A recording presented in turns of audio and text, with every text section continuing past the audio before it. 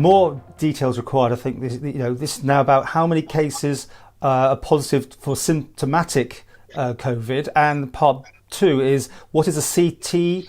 That's the cycle threshold of the PCR test that the Isle of Man government uses. There's been quite a lot of chit chatter, and I've had to watch a few YouTube videos to even understand what that is, but maybe you can explain it all to the audience. Yeah, so in relation to the cycle, I don't have that information to hand, as you wouldn't expect me to have that information to hand. I'm sure if someone actually wrote in asking, they could quite easily give them the technical details around that from the lab. In terms of our testing, like I say, we do use PCR testing, but in terms of the detail around the cycles and so on, that will be something that would have to be provided by. Okay, maybe you could bring that up on Monday, maybe, because what it is if you do more and more testing, you amplify the result, and it can produce a false negative. Am I on the right lines there? It can do. If it depends upon it gets more technical than that in relation to the cycle threshold. But yeah, it can. If you continuously amplify, you can end up with results that are out there. But that's more something I think that needs a technical explanation from microbiology than from me. Okay, and the symptomatic. How many cases do you get of those? Do you make a different detailed list of that? So there is a breakdown between symptomatic and asymptomatic. I believe of the cases we've had so far, off the top of my head, it's 157 that have been asymptomatic. Been symptomatic. Okay, bear with me on this one. It's quite long. It's to do with Dr. Glover. To stonewall Dr. Glover's offer is nothing short of shameful. In any battle, we need as many weapons as possible on board. Right now, this government is not acting in our best interests. It's closing down all discussions around this subject. It's my firm belief that Dr. G was still on board. We would now not be in the lockdown. Having her on board now could put us at the forefront of the world in testing. Why wouldn't they want this? This is no time for ego and personal issues, and certainly not for our elected members who we expect to act with impunity and integrity. Well, the first thing I'd say is there's been no stonewalling whatsoever. There has been long conversations about this in public. It was subject to a question in Tynwald. For our genomics, which is what I assume the person is referring to, we use the Liverpool Testing Centre, which is a world recognised centre of excellence for genomic testing, because we feed into the Public Health England wider testing database. They only use, in order to do that, you've got to use an approved lab. My understanding is Dr. Glover's is not an approved lab for that purposes, and we wouldn't therefore be able to feed into the process. That's my understanding. But also, by feeding into the Public Health England Liverpool laboratory, and bear in mind, most of the UK does this, so Manchester's a huge centre of excellence, but they still use Liverpool for their genomic testing. By doing this, we are actually getting access to wider field genomics as well. So we're getting access to the Public Health England database, so we can track back where the viral strains have come from, even through travel, and also further afield from the databases Public Health England has access to in other countries in the world. So there is a very good reason, and we form part of that. This isn't unique. We do this with other things as well, and it has always been the case that we have done genomic testing off island for that purposes. It wouldn't make sense, because what we would be doing, even if we did use the lab on island, is we'd be getting the genetic testing done, and even assuming that Liverpool would accept them, we'd then be sending it to Liverpool. So it's duplication of process. Why would we do that when we've got our direct access to Liverpool? And I would actually say the Liverpool team have been working exceptionally hard. They are exceptionally experienced. They have 3 world-renowned professors overseeing the genomic testing there, and we use them for all genomic testing. So it's not a case of stonewalling any one particular individual. Individuals don't come into this.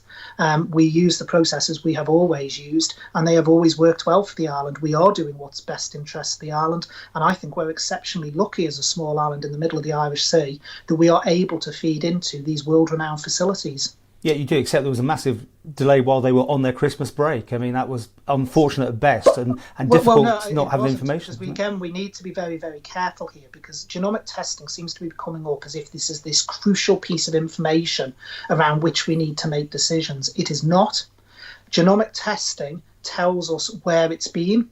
What we need to do when we're in an outbreak is actually stop where it's going, and that is contact tracing. Contact tracing is the key thing, and that is the time sensitive piece, because what we have to do when someone is identified as positive, then we need to cut the chains of transmission. And that means looking forward, not backward, and actually seeing who that person has been in contact with, isolating them to stop onward spread. Genomic testing is useful for giving you the chains of transmission and telling you which cases are related. But it only tells you about those positive cases you already know about, because you've got to know about them in order to send the samples off for genomic testing. So it does have a use, but it is not time sensitive in that way.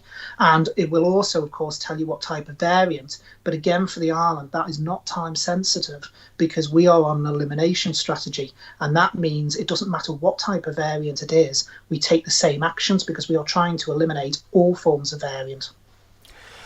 Given the recent results for my family, we'll be grateful if you could provide us with more information regarding the following. Approximately how long is incubation?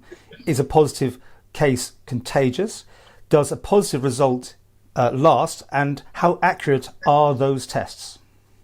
Right, so in relation to incubation, the incubation period for COVID-19 can be up to 14 days. But we have to remember around all of this that's caveated is when a virus goes into someone's system, we as individuals are unique. Things can act differently. So there have been people around the world that have been shown to still be shedding live virus 21 days after. There's been cases in South Korea, etc. People going way past the 14 days.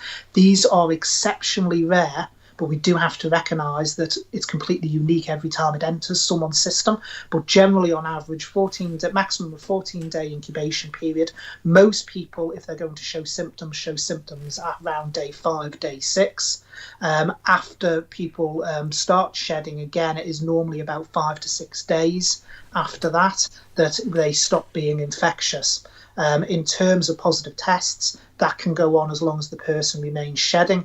Again, normally that is over within a 14-day period, but there are cases where people can continue to shed way past that. And this follows on from that one, actually. My husband was contacted via the COVID tracing team and tested approximately 60 hours after sitting across a desk from a customer who tested positive. My husband's result came back negative. We were then informed and given the protocols to do as follows. Approximately 2 weeks later, my husband was tested again, but this time the result was positive and we were told to isolate for additional 21 days. The children and I were then also tested, which we were grateful for, especially as I would have been classed as being in high risk. But thankfully, those came back negative. The reason for the query is because during the whole process, not one of us had or was shown any known symptoms, yet we live and breathe the same air 24/7 and our results are negative, whereas my husband is positive. How could that be? It can. Viruses work in that same way. It's exactly the same with other viruses. You can have people in the household who simply don't pick it up or catch it.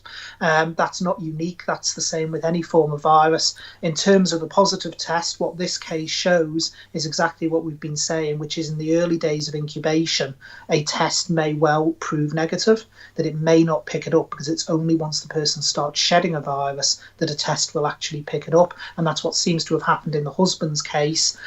In terms of spread of virus, again, there's never any rhyme or reason to it. Some people will become infected by a virus, some people won't. And that's the same when you share a household as well. There's a postscript to this one that's saying, could it be my husband's test is positively a false reading?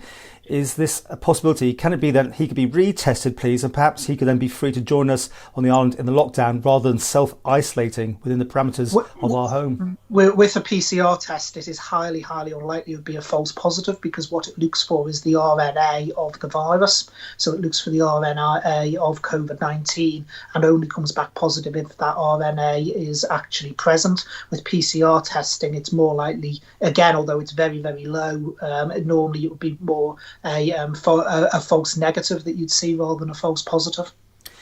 The British Medical Journal, post-vaccination deaths in Norway and Germany. Just drawing your attention to the article. I've certainly seen the bit about Norway. This is because they gave it to literally the oldest people, regardless of their health, and they had obviously some deaths that followed it, and that caused a little bit of media attention. Yeah, this is about the deaths in Norway and Germany. Yes. The first thing we have to actually say with Norway is there has been no link established at this current time between the people receiving the vaccine and their cause of death.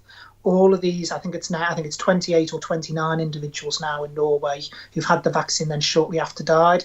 As you say, Paul, they were all in the older age group. All of them had underlying health conditions, and in fact, quite a few of them had terminal health conditions. So, and the Norwegian health authorities themselves have said they have no causal link at the moment to say that having the vaccine actually caused the deaths. Equally, in Germany, I think it's 10 deaths they're looking at, and again, it's in the frail category. They're, as you would expect, they're vaccinating first, same as us, the older population. And again, the individuals had underlying health conditions. At the moment, again, there is no causal link. So although it's being investigated quite rightly by the health authorities, there is nothing to say at the moment that the vaccine actually caused this. They were elderly individuals, all with underlying health conditions. And as I say, some who had terminal health conditions. It's been interesting watching watch a lot of different news from around the world, and certain countries picked up on that more than others, because it certainly will put a scare factor into the equation for some people, won't it? It will, but to put it into context of Norway, for instance, Norway has currently vaccinated 24,000 people in that category, and at the moment it's talking about about 28, 29 deaths. The next question goes back a few days. We have touched on it, but it's worthwhile hearing more maybe from you. Why were 26 students from different parts of the world allowed to isolate together as a bubble at King William's College? What contact did staff have with that bubble, and were they allowed to go out of the school to go into the community? Why is this allowed to happen when Ireland residents are not allowed to do the same? And the last part is about Malcolm and Kelly. As you know, those two people we've featured about the lady had a heart attack, and saying, can't they get together again? So over to you. Right, so if I take the last point first, in relation to that, I did, as I think I mentioned on our last interview, ask for a clinical review. I'm not certain on what the final result of that clinical review has been, because it is not for me as minister to be interfering with clinical reviews. I believe the team, including the mental health team, did get in touch with the lady concerned, but I as yet haven't been advised formally of the outcome. And I haven't heard from Malcolm, so maybe I'll need to follow that one up as well. Back to the King William's College thing, though. But in relation to the King William's College, they are allowed entry to the island based on educational purposes, because they are resident here for the purposes of education. When they came in, they were completely isolated in a bubble, so they did not go out into the community. There was no mixing with anyone else, and there were for welfare, I believe there was 2 members of staff that isolated with them. But did not come into contact with anyone else. So as the Director of Public Health has said, there is no risk whatsoever, because no one has been out in the community, no one has been anywhere. Okay, and the updates on that they'll just, after the regular isolation period, they'll then integrate back into the school? So obviously they will all be tested as per the testing regimes, and then they will be able, once their isolation period is up, to reintegrate into the school community.